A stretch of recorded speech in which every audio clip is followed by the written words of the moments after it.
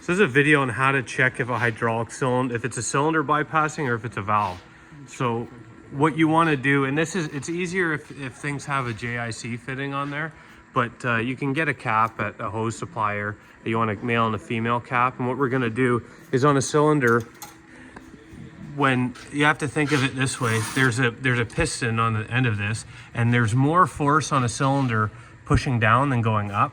So what happens is we're going to cap the top of this on the extension, and then we're going to try to go up. And what will happen is if the cylinder's bypassing, the oil will go through the seals, and it'll actually push on the back of the seal, and even though you have the same amount of PSI in either end of the cylinder, there's more force that goes on the extension side, and it'll actually push the cylinder down.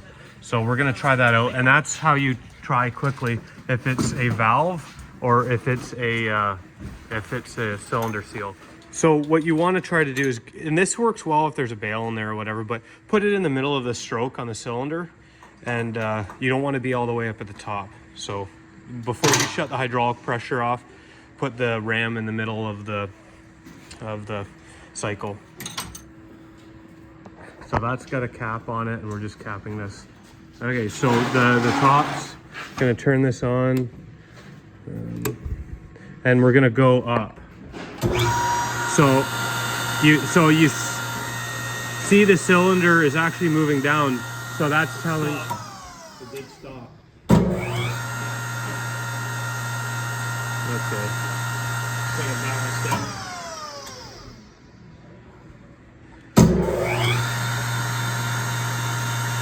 Okay, so seems like it's the valve. That could just be air in the system in the beginning, but it stayed pretty still. So what we're gonna do is we'll just replace this valve, and that'll be what we're gonna do. So this is that Baler that we inspected the cylinder and everything was fine on it. And every morning it just comes down and it's bottomed out. So what we're gonna do is just change this valve. Now to change the valve, there's a couple socketed cap screws. It's best if it's down, the cylinder's down so the oil doesn't come out. And we're gonna put the same orientation of the valve, and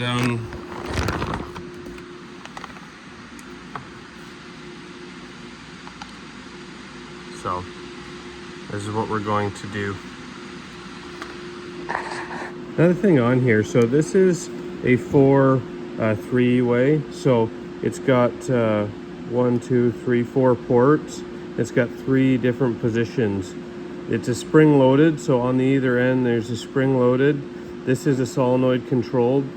So when you this is the pressure, this is the tank.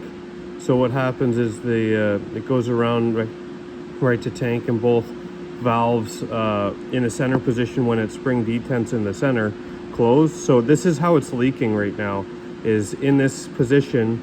It's bypassing, and it's leaking, and that's why the cylinder's dropping. So but if you ever get in this situation, you count how many directions. It's 1, 2, 3, 4, and then how many positions? 1, 2, 3. Okay, so it's a 4-3-way solenoid controlled spring return center position hydraulic directional control valve. So this valve's been replaced, and believe it or not, it was still drifting. So I don't think it was the valve, and kind of sat and fought with this for a bit and thinking about it. And what the end culprit was to test is, well, the pressure test worked. It wasn't bypassing when it was pressurizing. It's bypassing when the seals aren't pressurizing. So what we've done now is we marked it at the top of the stroke and then capped the lines off here. And so in that time, in a day's worth, it drifted from up there down there. So what this is saying is that the cylinder seals are slightly worn, and we're gonna have to be replacing that. Here's the cylinder out, and originally we thought it was seals, but if you look right in there, it's all pitted and scorn, so it's most likely We're gonna have to get a new cylinder here. So this was the solution here. We got another cylinder and made a new plate, welded that on there. Yep, I mean, well, don't weld that on there. You have to take this all apart. So we took that all apart and welded that on. You can't do that when it's one piece. But yeah, so essentially the inside of the cylinder was just super scored up, and when it was pressurizing, it wasn't bypassing. But when it was just stationary and there was no pressure, it would just slowly, the oil would sneak by. So obviously replacing it with a foreign cylinder. Now we just have to throw it back in and should be good. There's a final walk around for this. So essentially we put the new cylinder in, made sure the upper limits are fine, and it's holding there at the position, because it just becomes a pain with these loading cardboard on the floor because the platen's all the way down. But yeah, so relatively quick fix, but that's something that could be a valve, it could be a cylinder, and even when you think it's a valve, it's very surprising that cylinder didn't show signs of bypassing when it was pressurized. The other thing on this is the cylinder is the more expensive thing to replace. The valve, not so much. So